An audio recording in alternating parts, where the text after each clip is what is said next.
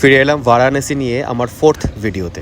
এই ভিডিওতে আমি মেনলি বারাণসীর ঘাটগুলো ঘুরবো আর ঘাটগুলো সম্পর্কে তোমাদেরকে বলবো। বারাণসীর ঘাটগুলো আমি দেখলাম সারা দিন রাত জীবন্ত, সব সময় কিছু না কিছু হচ্ছে। বিশেষ করে দশাশ্বমেধ ঘাট সারা রাত জীবন্ত, লোকজন সব সময় ঘুরে বেড়াচ্ছে। আমি হোটেলের রুম থেকে দেখতাম। মৃত্যু এই শব্দটা আমাদের সবার মনে আতঙ্ক, ভয়, অস্থিরতা বা দুঃখের সৃষ্টি করে, এবং সেই কারণে আমাদের সবার অন্তত একবার জীবনে বারাণসীতে আসা দরকার। এখানে তোমরা দেখবে মানুষের দেহ, মৃতদেহ চোখের সামনে ভস্মে পরিণত হচ্ছে। সেটা তোমাকে দুঃখী বা ভীত করবে না, বরং তোমাকে আরও ভাবুক এবং আধ্যাত্মিক করে তুলবে। বারাণসীর 88টা ঘাটের মধ্যে প্রধান ঘাট হিসেবে দশাশ্বমেধ ঘাটকে ধরা হয়, এবং দশাশ্বমেধ ঘাট সম্পর্কে আমি আমার আগের ভিডিওতে তোমাদের সবাইকে বলেছি। বারাণসীতে প্রত্যেকটা ঘাটের নিজস্ব ইতিহাস অথবা মাইথোলজি রয়েছে। বারাণসীর বেশিরভাগ ঘাটই 1700 খ্রিস্টাব্দের পর মারাঠাদের শাসনকালে পুনর্নির্মিত বা রেনোভেশন হয়। মেনলি মারাঠা, সিন্ধিয়া, হোলকার, ভোঁসলে এবং পেশওয়ারা এইসব ঘাটের প্রধান পৃষ্ঠপোষক হিসেবে পরিচিত। এখানে একটা ঘাটের নাম 80 ঘাট। এই 80 ঘাটের সঙ্গে যুক্ত অন্যতম প্রধান পুরাণ কথাটি দেবী দুর্গাকে কেন্দ্র করে।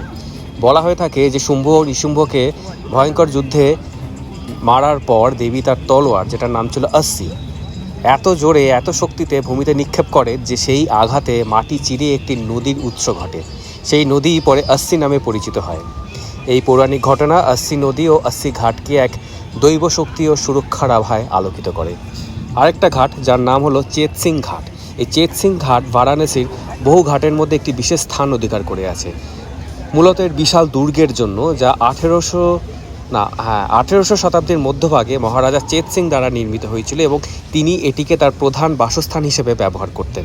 এই ঐতিহাসিক স্থানটি 1781 সালে ওয়ারেন হেস্টিংসের ব্রিটিশ বাহিনী ও মহারাজা চেতসিংয়ের মধ্যে সংঘটিত এক তীব্র সংঘর্ষের যুদ্ধক্ষেত্র ছিল।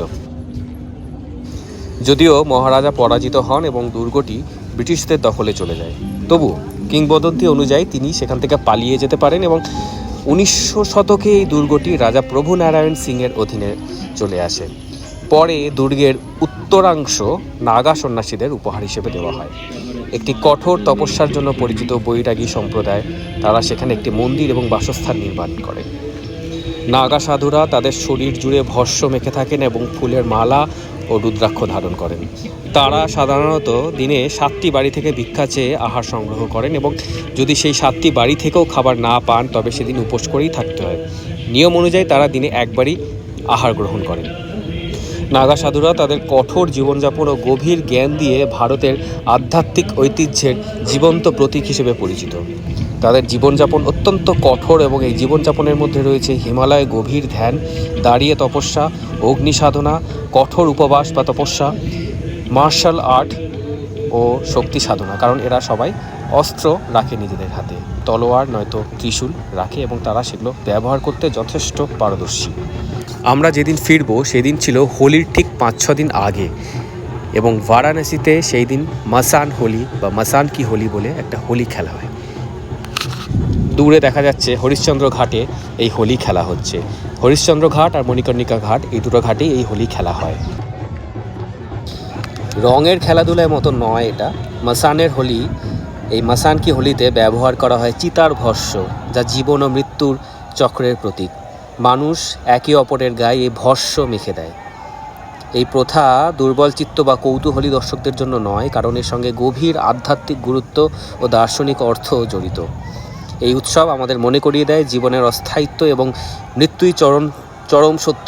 এই উপলব্ধি একে সত্যিকারের সুন্দর করে তোলে। একটা পৌরাণিক কাহিনী ও বিশ্বাস অনুসারে রংভরি একাদশীর পরদিন রণভরি একাদশীতে ভগবান শিব ও দেবী পার্বতী একত্রিত হয়েছিলেন। সেই মিলনের স্মরণে ভক্তরা পরের দিন মাসান কি হোলি উদযাপন করেন।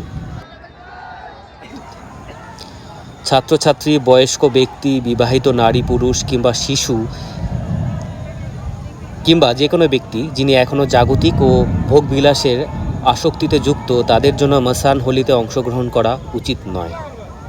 তার কারণ শ্মশানের এই যে ভস্ম, চিতাভস্ম কোনোভাবেই সাধারণ ব্যবহার বা খেলাচ্ছলের বস্তু নয়। এই পবিত্র স্থানগুলিতে প্রবেশের নিজস্ব নিয়ম ও বিধান রয়েছে, কিন্তু দুর্ভাগ্যজনকভাবে আজকাল অনেকেই মাসান হোলিতে কেবল একটি হোলিকে একটি ট্রেন্ড হিসেবে অংশ নিচ্ছেন এই হোলিতে, অথচ এর গভীর অর্থ আধ্যাত্মিক তাৎপর্য সম্পর্কে তাদের কোনো উপলব্ধি নেই, যা সত্যিই হতাশাজনক। হরিশ্চন্দ্র ঘাট আর মণিকর্ণিকা ঘাট, এই দুটি ঘাটেই দেহদাহ করা হয়, কিন্তু তার মধ্যে মণিকর্ণিকা ঘাট ওখানে বেশি দেহদাহ করা হয় এবং বলা হয় যে মণিকর্ণিকা ঘাটে কখনো আগুন নেবে না।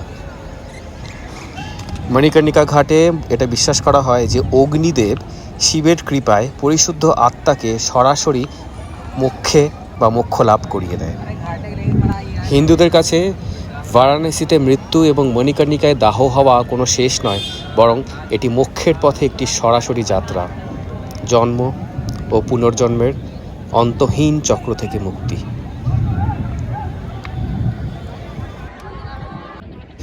বারাণসীর ঘাটগুলিতে ঘুরতে ঘুরতে কীভাবে যে সময় কেটে যায় বোঝাই যায় না, আর তার সঙ্গে মনে এক অদ্ভুত আধ্যাত্মিক ভাব জাগে।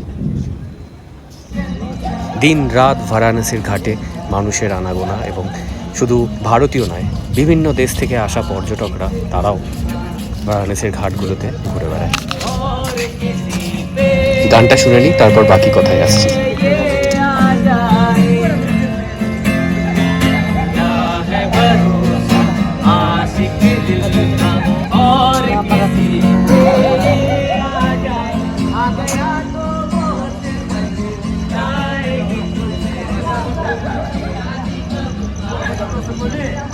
এরা হচ্ছে সবাই বেনারস হিন্দু ইউনিভার্সিটির ছাত্রছাত্রীরা।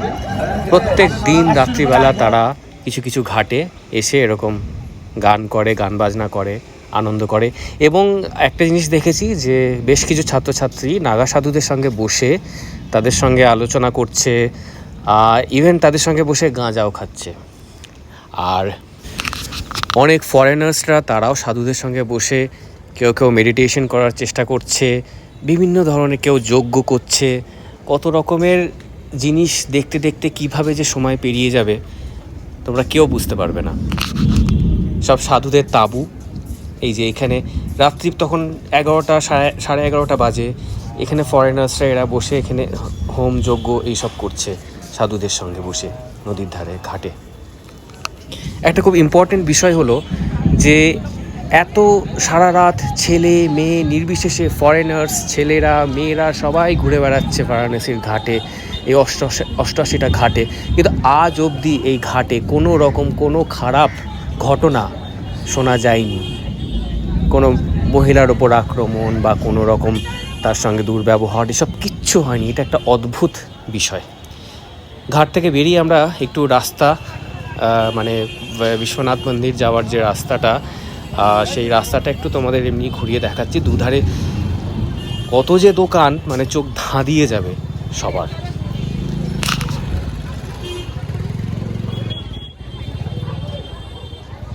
এরপরে আরেকটা ছোট্ট ভিডিও আমি বানাবো, যেটা আমাদের আইআরসিটিসি বা ইন্ডিয়ান রেলের যে আইআরসিটিসি আছে তাদের যে রিটায়ারিং রুম বারাণসীতে, সেটা যে কী সুন্দর সেটা না দেখলে তোমরা কেউ বিশ্বাস করতে পারবে না। এত সুন্দরভাবে তৈরি করেছে, তাতে ডরমিটরি রয়েছে, আলাদা আলাদা রুম রয়েছে, সব কিছু রয়েছে। সেই নিয়ে একটা ভিডিও বানাবো।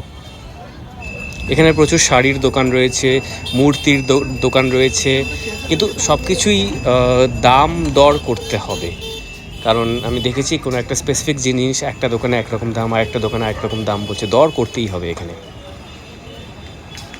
যেই মণিকর্ণিকা ঘাটের কথা বললাম, সেই মণিকর্ণিকার নামটা কিভাবে হয়েছে সেটা তোমাদের বলি।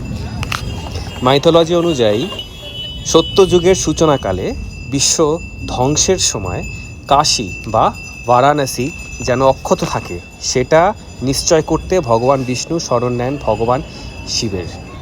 এই যে কাশী বিশ্বনাথ হোটেল, এখানেই আমরা খাওয়া দাওয়া করতাম, খুবই ভালো খাবার এখানে। আর এটা একদম যে গেটটা, বিশ্বনাথ মন্দির যাবার যে মেন গেটটা, সেই গেটের খুব পাশেই রয়েছে। খাবার খুবই ভালো এখানকার। হ্যাঁ, তো ভগবান বিষ্ণু শরণ নেন ভগবান শিবের। বিষ্ণুর ভক্তিতে সন্তুষ্ট হয়ে শিব কাশীকে চিরন্তন শান্তি ও অমরত্ব প্রদান করেন। শিব ও পার্বতীর সম্মানে বিষ্ণু তার সুদর্শন চক্র দিয়ে একটি কুণ্ড বা পুকুর সৃষ্টি করেন। এই কুণ্ডে স্নান করার সময় তার কানের দুল থেকে একটি মণি বা রত্ন পড়ে যায় জলে, এবং সেই কারণেই ঘাটটির নাম হয় মণিকর্ণিকা। আরেকটা বিশ্বাস অনুযায়ী শিবের অর্ধাঙ্গিনী সতীর দেহত্যাগের পর তার কানের দুল এইখানে পড়ে যায়। এই ঘটনাও ঘাটটির নামকরণের সঙ্গে জড়িয়ে বলে মনে করা হয়। এক ফাঁকে বারাণসীর বিখ্যাত পানও চেখে দেখলাম। আলোক নগরী, মোক্ষ নগরী এবং শিবের বাসস্থান হিসেবে পূজিত কাশী পৃথিবীর প্রাচীনতম জীবন্ত শহরগুলির মধ্যে একটি, যেখানে ইতিহাস, বিশ্বাস, সংস্কৃতি এবং আধ্যাত্মিকতা সব একসঙ্গে ওতপ্রোতভাবে জড়িত। কাশী বা বারাণসী হলো ওয়ার্ল্ডস ওল্ডেস্ট লিভিং সিটি, আর এটিকে ভারতের আধ্যাত্মিক রাজধানী হিসেবে ধরা হয়, বা হিন্দুদের আধ্যাত্মিক রাজধানী, spiritual capital of Hindus and India. Kashi বা বারাণসী বলা হয়ে থাকে আমাদের বিশ্বের পৃথিবীর বাইরে এবং শিবের ত্রিশূলের ওপর অবস্থিত। সারা বিশ্ব ব্রহ্মাণ্ড ধ্বংস হয়ে গেলেও কাশী কখনো ধ্বংস হবে না। আবার দেখা হবে নতুন একটা ভিডিও নিয়ে।